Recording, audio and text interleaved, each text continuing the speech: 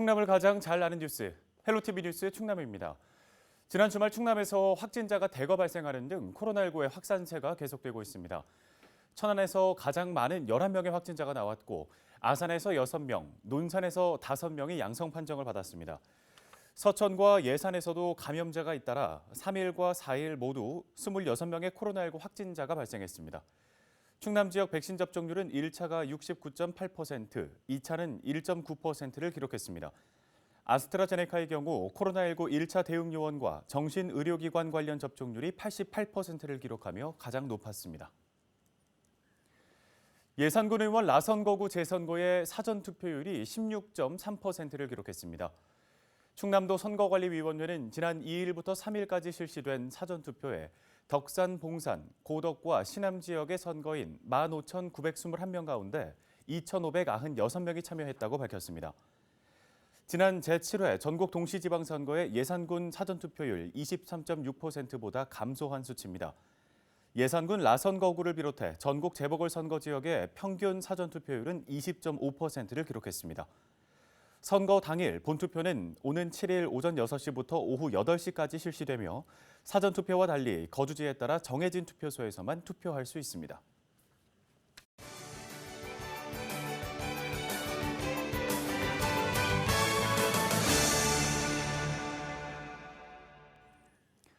이어서 각 지자체의 소식을 가장 빠르게 전해드리는 오늘의 정보 시간입니다. 홍성군의 소식을 알아볼 텐데요. 홍성군이 주민이 주도하는 도시재생사업 공모를 진행합니다. 홍성군 도시재생센터 박동진 사무국장 연결해서 내용 들어보겠습니다. 사무국장님 안녕하십니까? 네, 안녕하세요. 홍성군 도시재생지원센터의 박동진 사무국장입니다. 네, 반갑습니다. 주민 참여 공모 사업을 추진하게 된 배경부터 듣겠습니다. 네, 주민 참여 공모 사업의 배경에 대해 물어보셨는데요. 도시재생이라는 것이 기존의 도시라는 공간에 있던 것을 기반으로 하여 진행되는 사업입니다. 재개발 사업과 비교를 자주 하게 되는데요. 재개발 사업이 지역의 주민을 내보내고 기존의 건물도 부수고 새로 짓는 것이라고 하면 도시재생은 주민을 머물게 하면서 필요한 것들을 되살리는 것입니다. 도시재생에서 사람, 그러니까 주민이 가장 중요한 이유가 바로 여기에 있습니다. 그래서 도시재생은 주민의 참여가 필수적입니다. 주민들의 참여를 이끌어내고 주민에게 자신감을 주기 위해 주민 참여 공모 사업을 추진하고 있습니다. 홍성군과 저희가 활동을 시작한 2019년부터 이 사업을 시작했으니 올해로 세 번째 사업을 진행하고 있습니다. 네, 기존 주민들을 머물게 하면서 진행되는 사업이기 때문에 주민 참여가 무엇보다 중요하다는 특징을 짚어주셨습니다. 어떤 사업에 대해서 공모를 진행하는지도 궁금한데요. 자세히 설명 좀 해주시죠. 네, 이번 공모 사업은 도시재생과 관련하여 아이디어가 있는 지역 주민이면 누구나 참여가 가능한 사업인데요. 아이디어라고 해서 어려운 것은 아닙니다. 나의 집 앞, 우리 마을을 어떻게 하면 좀 더 예쁘게 만들 수 있을까? 아니면 어두운 마을 골목길을 좀 더 밝게 만들 수는 없을까? 빈집과 빈점포가 늘어가는데 좀 활성화시킬 방법은 없을까? 이런 문제들을 나와 이웃이 함께 고민하고 주민 참여를 통해 실천해 보는 것입니다. 올해는 코로나19와 관련해서 많은 주민들이 함께 공모 사업을 참여하기에는 좀 어려운 점이 있는데요. 그래서 저희는 이러한 의견을 반영하여 5인 미만의 소규모 그룹으로도 신청이 가능하도록 하였습니다. 그리고 사업 시행 시 저희 센터 직원들이 함께해서 방역 수칙을 준수하며 진행할 예정입니다. 이번 사업과 관련하여 자세한 내용은 저희 센터 블로그와 홍성군 홈페이지 등이 있으니 관심 있는 분들의 많은 참여를 부탁드립니다. 네, 사무국장님, 이번 공모 사업을 통해서 어떤 효과 기대하고 계십니까? 네, 앞서 말씀드렸듯이 도시재생은 주민 참여로 이루어지는 것입니다. 그래서 주민 참여 공모 사업을 통해 좀 거창한 것을 이룬다기보다는 주민 참여 자체에 큰 의미가 있다고 할 수 있습니다. 실제로 홍성군 남문동의 경우 주민 참여를 기반으로 도시재생 뉴딜 사업을 진행 중에 있으며 광천의 원촌마을은 올해 도시재생 예비 사업을 진행하게 되었습니다. 주민 여러분께서 도시 재생을 어렵게 느끼시거나 나와 상관없는 일이라 여기지 마시고요. 도시 재생은 나와 이웃의 행복을 위해 실천하는 것이다 생각하시고 저희 사업을 참여해 주시면 좋을 것 같습니다. 감사합니다.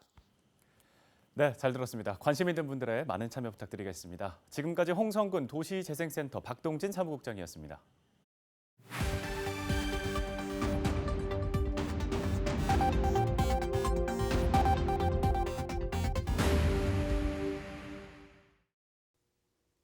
시청자 여러분 안녕하세요. 주민 여러분의 교통 안전을 책임지고 있는 태안경찰서 장은효 순경입니다. 사고 현장이 담긴 블랙박스 영상을 통해 교통안전 수칙을 점검해보고 있는데요. 오늘의 첫 번째 영상부터 만나보겠습니다. 지난해 11월 당진의 한 도로, 차선을 넘나들던 블랙박스 차량이 2차로를 달리는 선행 차량을 들이받는 사고가 발생합니다. 충격이 상당해 보이는데요. 새벽 시간대 음주운전으로 추정되는 사고인데요. 음주운전으로 인해 무고한 사람들이 목숨을 잃고 있습니다.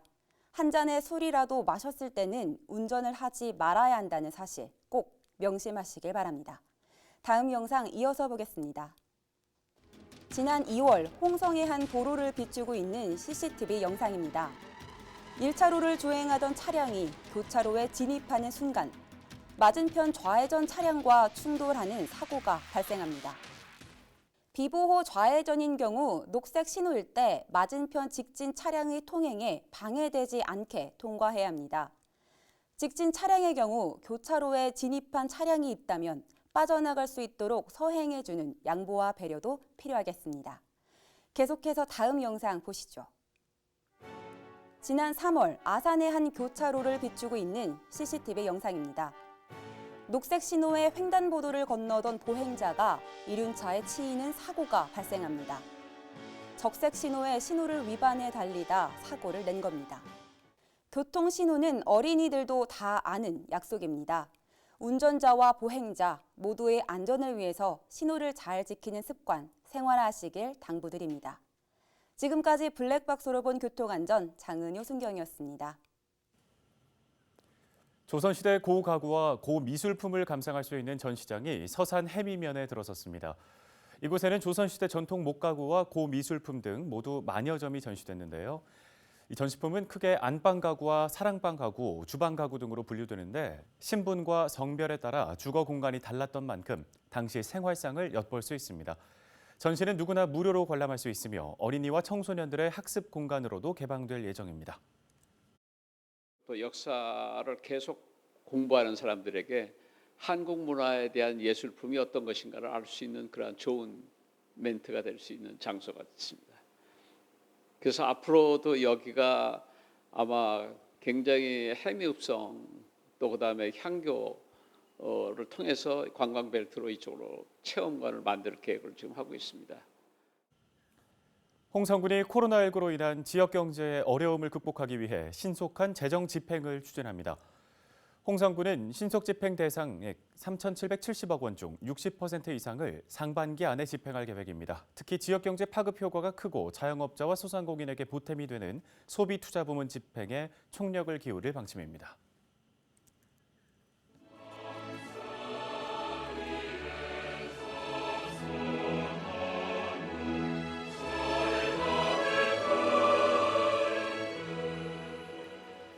네, 애국가 2절에 등장하는 소나무, 전국 어디서든 사계절 푸른 잎을 뽐내는 친숙하면서도 위험 있는 나무죠.